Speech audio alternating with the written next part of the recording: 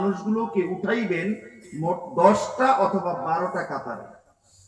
এই 10টা অথবা 12টা কাতারের মাঝে একটা কাতার থাকবে শুধুমাত্র মানুষ, আর বাকি কোনোটা থাকবে বানরের কাতার, কোনোটা থাকবে শিয়ালের কাতার, কোনোটা থাকবে বাঘের কাতার, কোনোটা থাকবে হাতির কাতার, কোনোটা থাকবে পিপিলিকার কাতার। এরকম এক একটা প্রাণীর কাতারে পরিণত হবে। কারণটা কি? ওই ব্যক্তি যেই আখলাক নিয়ে দুনিয়াতে বেঁচে ছিল, ওই আখলাকটা যেই প্রাণীর মাঝে ছিল, কিয়ামতের ময়দানে ওই প্রাণীর রূপ ধারণ করে সে কিয়ামতের ময়দানে উঠবে। শুধুমাত্র একটা শ্রেণী থাকবে মানুষ, একটা কাতার থাকবে মানুষ। এখন তাহলে আমাদের মানুষ হওয়ার দরকার আছে কি নাই? এই খাসলাতগুলো আমাদের থেকে দূর করার দরকার আছে কি নাই? দেখেন, যাদের মাঝে মারেফাত আসবে, মারেফাত মানে হলো শুরুই হয় কলবের থেকে। পৃথিবীতে যত আউলিয়া কেরাম আছেন, সব আউলিয়া কেরামদের কাজই হলো ব্যক্তির কল্প কেন্দ্রিক। তার কারণ এই কল্পটা যার ভালো, তার গোটা জীবন জিন্দিগি ইবাদত বন্দিগি সব ভালো। বলুন না সুবহানাল্লাহ। আর এই কল্পটা যার খারাপ, তার সব খারাপ। তার যতই ভালো দেখাক, সে যত উন্নত পারফিউম ব্যবহার করুক না কেন, এতে কিচ্ছু আসে আর যায় না। এখন একজন শায়েকের কাছে গেলে সে শুরু করবে কল্প দিয়া, কিন্তু এখন গেছে পাইটা। এখন শায়েকের কাছে গেলে শুরু করে জবান দিয়া, লা ইলাহা ইল্লাল্লাহ জিকির করায়। আমি শুনছিলাম, আল্লাহ মাফ করুক, দাদাজানের এই তরিকার এই মদিনার জামাতের নাম দিয়েও নাকি কারা কারা মৌখিক জিকির করায়। শুধু কারা কারা আল্লাহ ভালো জানে, এটা আমি বলতে পারি না। মৌখিক জিকিরকে 2 নম্বরে রাখি না। মৌখিক জিকির ভালো, কিন্তু তার চেয়েও ভালো হলো অন্তরের জিকির। তার কারণ আপনার শয়তান অন্তঃকরণে যে থাকে, এটা দূর করতে হলে আপনাকে সব সময় কলবের মাঝে আল্লাহর জিকির লাগবে। কলব যখনই গাফেল হবে, শয়তান সাথে সাথে আপনার মাঝে চলে আসবে। এখন কলব এ কারণেই আউলিয়া কেরামরা সর্বপ্রথম শুরুই করে কলব। আর মজার কথা কি, ইলমে মারিফাত এটা সাধারণ মানুষের ব্রেনে সাপোর্ট করবে না, এটা গ্রহণ করবে না, বুঝবে না।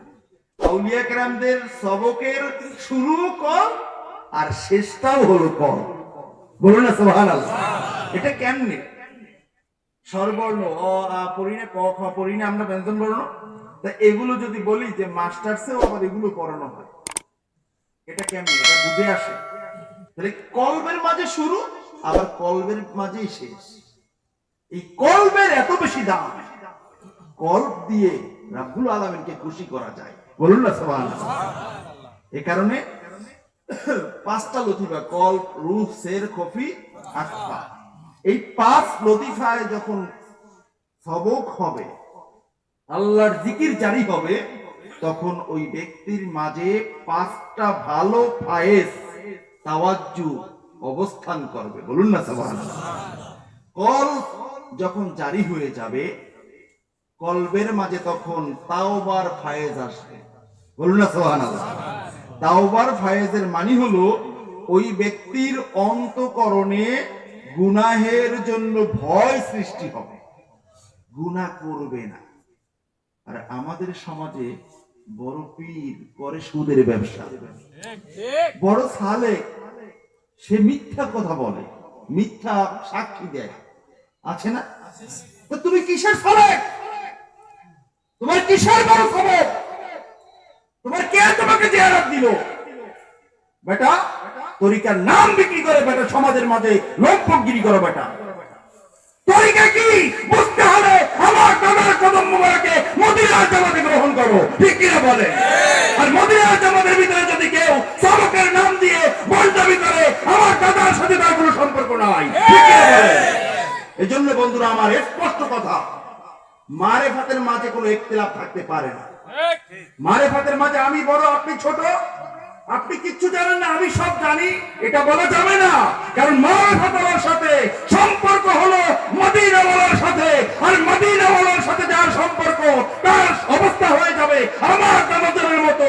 কে কোন প্রশ্ন করবে, ওই প্রশ্নের জবাব যাই কেটে থাকুক, জীবনে না পড়লেও জবাব দিতে বাধ্য থাকবে, ঠিক কিনা বলে? আমরা কারা কারা একমত? দাঁড়ায় থাকবি, দাঁড়ায় থাকবি।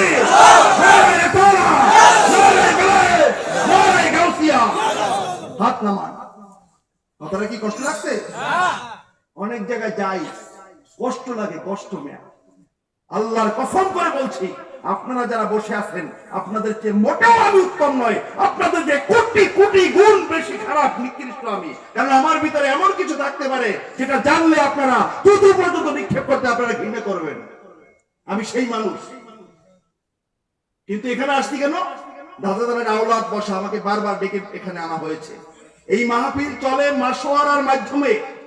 মাসোয়ারার মাধ্যমে আমাকে দায়িত্ব দেওয়া হয়েছে বিদায় এখানে আসছি। এই স্টেজ করার পরেও আমি সাইফুল ইসলাম যশোরী অনেক সময় সামনে দাঁড়িয়ে আলোচনা করছি, কিন্তু ভাইজান আমাকে এমন ভাবে ধরে, এমন ভাবে বলে, আমি এখানে আসতে বাধ্য হই। আপনাদের চেয়ে উত্তম নই, কিন্তু বন্ধুরা আমার, তরিকার নামে ভণ্ডামি, এটা সাইফুল ইসলাম যশোরী কখনো সহ্য করবে না। এটা মানার মতো মগজ আমার নাই, ঠিক কিনা বলে? তরিকায় মদিনার জামাত আমার দাদা জানের জঙ্গলে সাধনা করার জামাত, আমার দাদা জানের দরুদ শরীফের জামাত।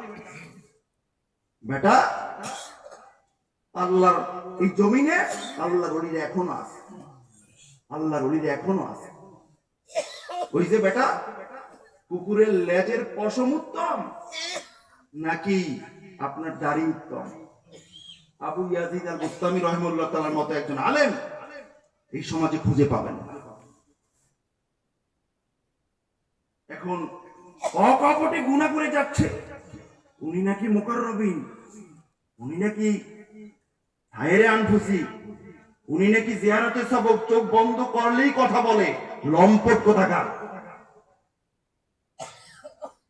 কালকে আমাদের ময়দানে দাদার সামনে আপনার শায়েখ দিকে আপনাকে উপস্থিত হতে হবে, আল্লাহর সামনে আল্লাহর আদালতে জবাবদিহি করতে হবে, ঠিক কিনা বলে?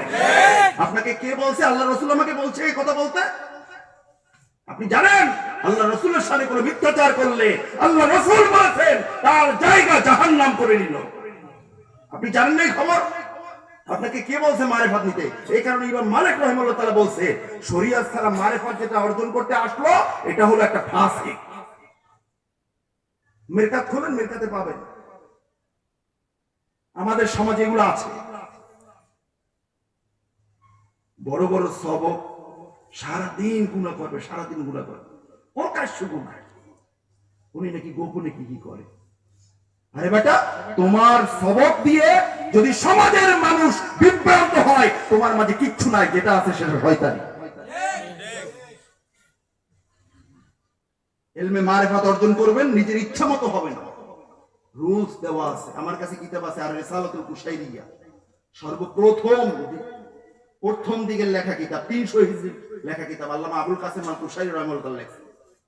ওখানে একটা বর্ণনাও আছে, চমকপ্রদ একটা বর্ণনা। আমি মনে এটাও এখানে 2-1 বছর আগে বলছিলাম যে আল ওয়ালিয়্যু রাইহানুল্লাহ তাআলা ফিল আরদ, হযরত ইয়াহইয়া ইবনে মুআজ রাহিমাহুল্লাহ তাআলা উনি বলছেন, আল্লাহর ওলিরা এই সমাজের গোলাপ ফুলের মতো। বলুন না সুবহানাল্লাহ। কিসের মতো? গোলাপ ফুলের মতো। এখন একটা গোলাপ আপনাকে দেওয়া হইলো, সব গোলাপ কাউকে দেওয়া হলে সাথে সাথে ঘ্রাণ নেয়, নাকি নেয় না? যে বেটা সারাদিন সিগারেট খায়, হুক্কা খায়, গাঁজা খায়, ও বেটার দ্বারা দিলেও ও বেটা ঘ্রাণ নেয়, নাকি নেয় না? ঘ্রাণ, গোলাপের ঘ্রাণ তো আমরা নাক দিয়ে নেব। এখন এই আল্লাহর ওলি, তার ঘ্রাণটা আমরা কিভাবে নিব? উনি বলছেন, তাসিলু রায়হাতুহুম ইলা কুলুবিহিম। আল্লাহর ওলির কাছে যখন কোনো একজন মানুষ, আল্লাহ তালাশি মানুষ চলে যাবে, আল্লাহর রাসূলকে দেখতে চায় এমন একজন মানুষ চলে যাবে, আল্লাহ রাব্বুল আলামিনের সন্তুষ্টি চায় এমন একজন মানুষ যখন আল্লাহর ওলির কদম মোবারকে চলে যাবে, আল্লাহর ওলির ওই ফুলের ঘ্রাণটা ওই ব্যক্তির অন্তঃকরণে চলে যাবে, আর তার কারণে ওই ব্যক্তির অন্তঃকরণের মাঝে আল্লাহ আল্লাহর রাসূলের ভয় মহব্বত এসে জমা হয়ে যাবে। আল্লাহু আকবার। আর আল্লাহ আল্লাহর রাসূলের ভয় মহব্বত যার কলবে থাকবে, এইটা তরিকার নাম দিয়ে ভণ্ডামি করতে পারবে না। এটা তরিকার নাম দিয়ে ভণ্ডামি করতে পারবে না, কথা স্পষ্ট।